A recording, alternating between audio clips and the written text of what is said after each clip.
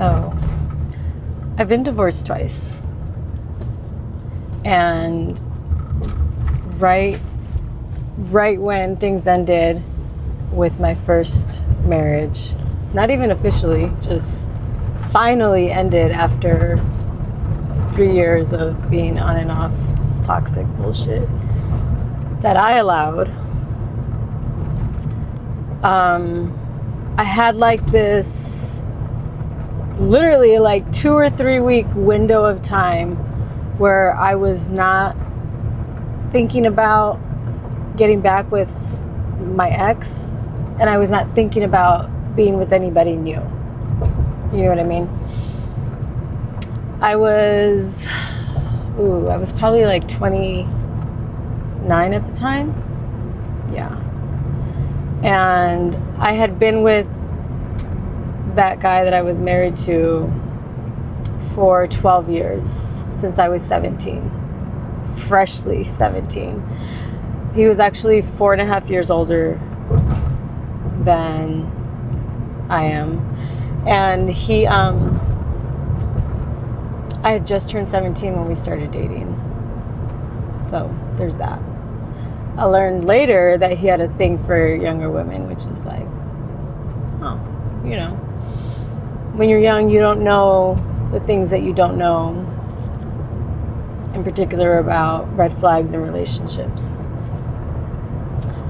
But during that 2 or 3 week period between my first marriage and what ended up being my second marriage, it was this like really magical time of literally just me doing whatever I wanted.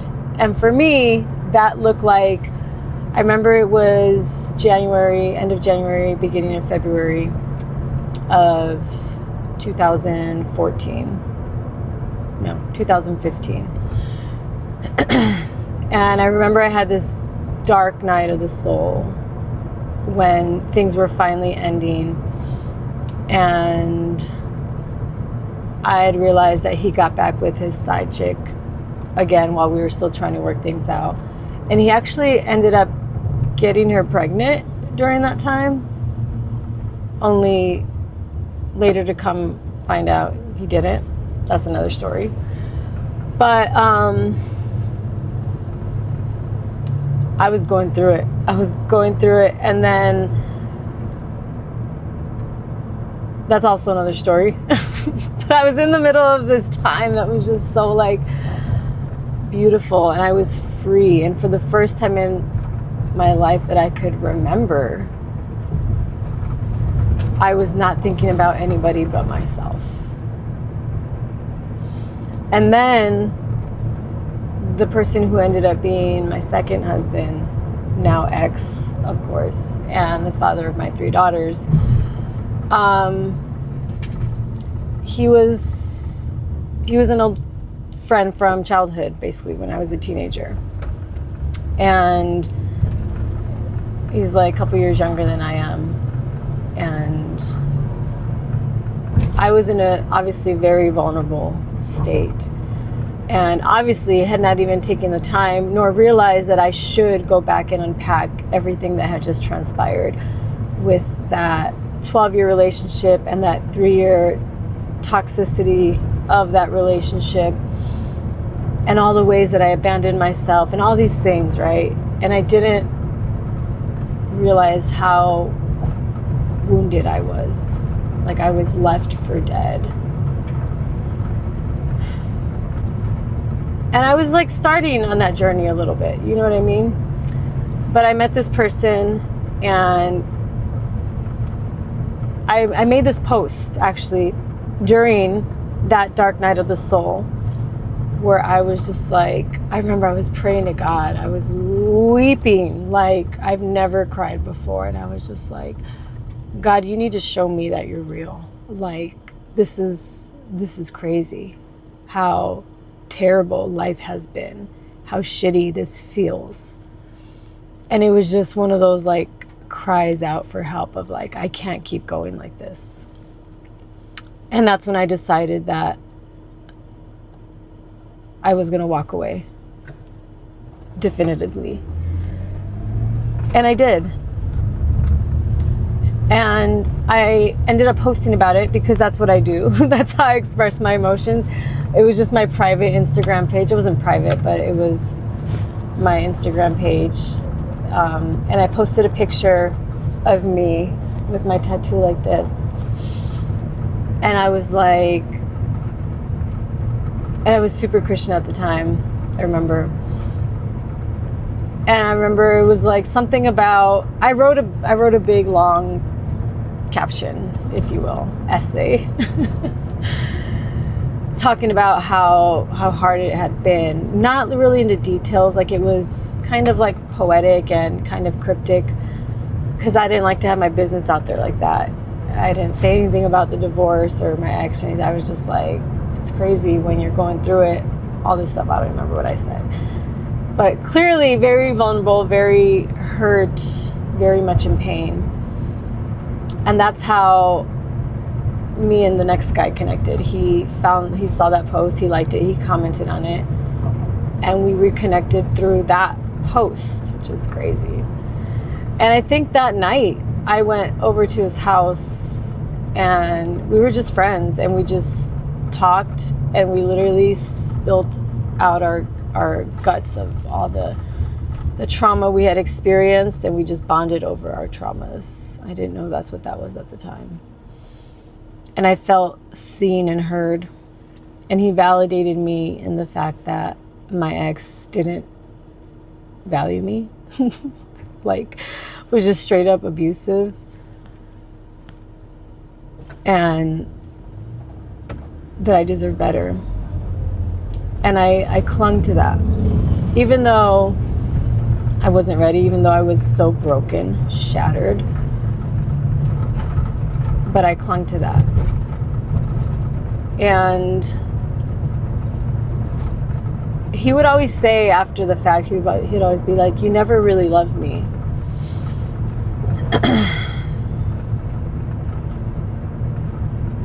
And the truth is, after we had been seeing each other for a while, like it was like a week or two, like things moved fast because we were both in such deeply vulnerable states, and we just had kind of overshared everything, you know. And so it felt super connecting. But there was this one moment that I was praying, and I was like talking with God, and I was like, I know that I need this time to heal. I know that much. And I was like sitting in silence, listening for direction. I was like, what do I do, God? What do I do? And I just heard that, like, you need to take some time for yourself, you know.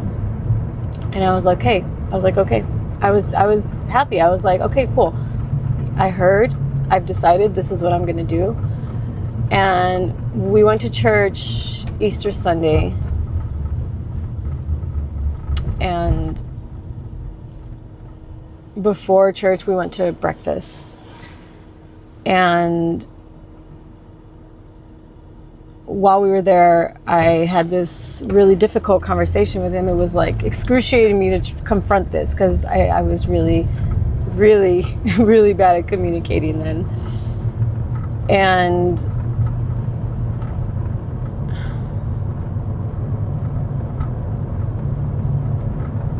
I told him, I was like, look, I really like you.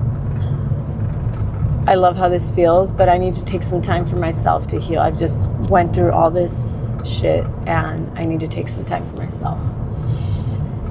And he was like, basically like, oh, so you just want to leave me? It had only been like 2 weeks that we were hanging out. And I was like, well, no, but I need to do this. Like, I just got out of this crazy relationship. I was so young when we got together, all this stuff. And this man threw the biggest tantrum. Literally, like, we went to church still, and he was just, I could feel his rage fuming inside of him. He was livid. And I was super uncomfortable with that, you know, formal people pleaser. here. And I was like, oh shit. But we were like, we still went to church, did that, whatever. Took him back to his house because he didn't have a car then. And didn't really say a word to me all the way home. So just like super upset, super silent treatment. I dropped him off, and then I forget, like we say bye, and he's just like, and then I drive away.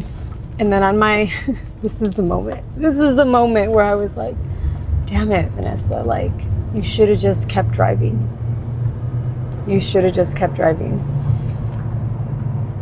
I call him on my way home and I'm like, hey, can we talk? And something like, I don't know what there is to talk about. And I'm like, well, I'd like to talk to you. Can we go get some ice cream or something? So I pick him back up. We go to Cold Stone, get some ice cream. We're eating. We're not really talking. I think we talked before we ate the ice cream. I don't remember. Anyways, we're in the parking lot and I'm like sitting on the hood of my car and he's like right there on the rocks, just standing there. And he's like, you just want to leave me, and just like arguing with me about what I told him, that I need some time for myself to heal. And I'm like, and at this point, like I had just, we had grown like a connection quickly. You know what I mean? Like we hadn't been physically intimate or anything like that, but like we had kissed and shared a lot of inner pain. Like I said, trauma bonded. And he's like arguing with me about what I said. And I'm like, basically like, bro, like, can't you see that I'm struggling so much with this because I love you? And he just stops in his tracks and he's like, what? I'm like, I wouldn't care this much about how you feel about this if I didn't love you. And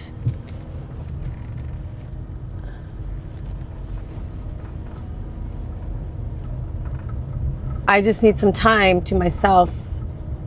I'm not like leaving you to go find something else. I just need some time. And he was like, you love me? And then that conversation was had.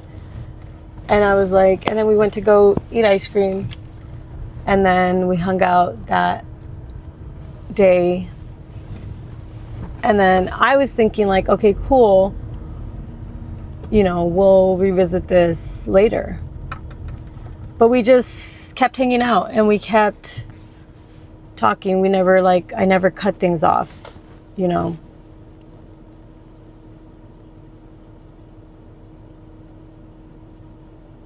And there was a couple times that I was like, I need some time. I went on this women's retreat where I didn't have really access to my phone for like 3 or 4 days. It was in Georgia, and I was in Atlanta for a little bit. But, we pretty much stayed in contact most of the time. And I was like, damn, that was the moment where you first abandoned yourself in this relationship.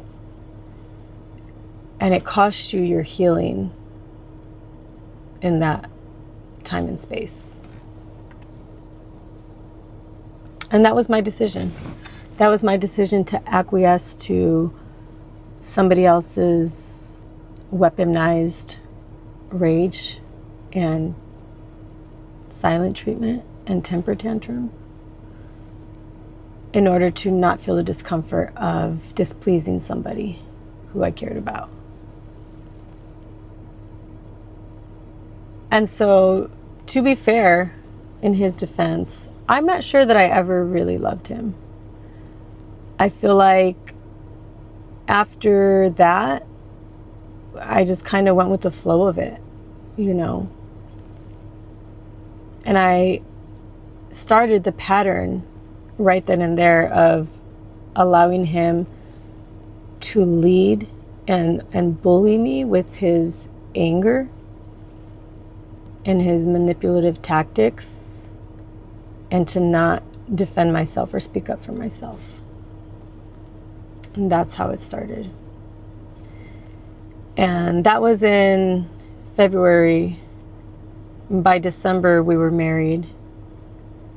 By January, we were pregnant. And by that next September, we were parents. And he had a daughter already too. So we were a family of 4. And by that time, the year after that, we were pregnant with the twins.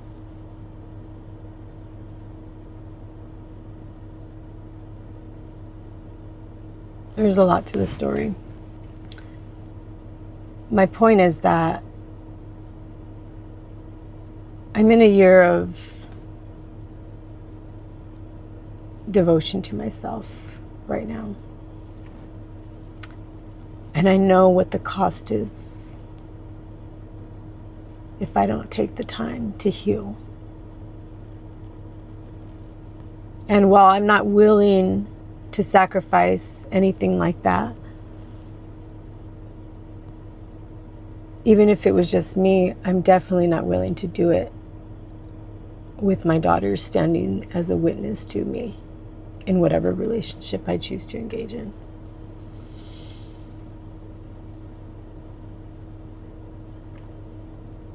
When I was dating, I used to tell whoever I was dating, like, I have no business being in a relationship because of this experience.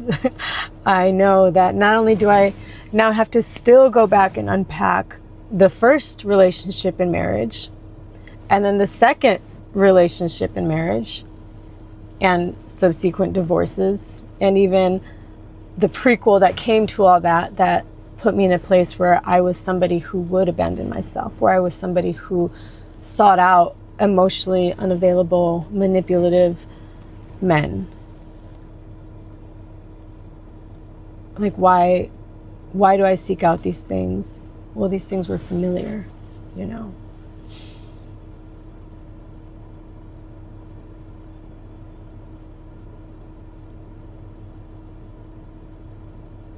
Those 2 or 3 weeks of time that I had, I literally was just in bliss. I remember spending time with God. I would go out at like 10 or 11 at night or midnight. Remember, I'd go to Tempe Marketplace, and they have these fireplaces,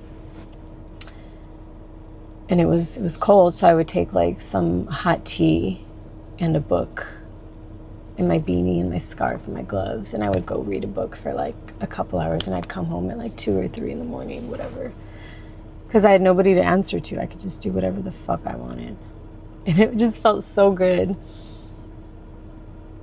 to just be living for me for once. And I've come back full circle to this season in my life of devotion to myself.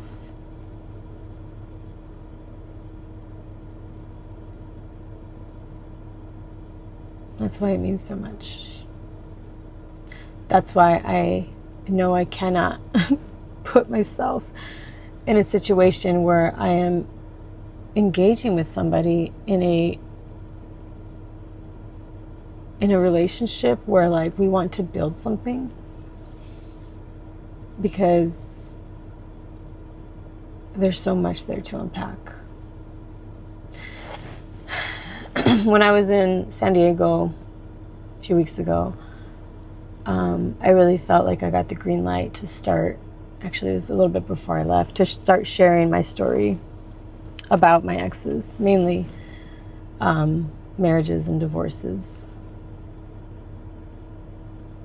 More so for my processing, because obviously I do this for me first, you know. But the stories are coming up to the surface, a lot of it with like just inner work, and stuff that I've been doing through the soul school. Like literally confronting and looking straight into the eyes of abandonment issues, you know, rejection, things like that. And it's so good. It's so necessary. It's not easy. It's not easy. But here we are. Mm-hmm.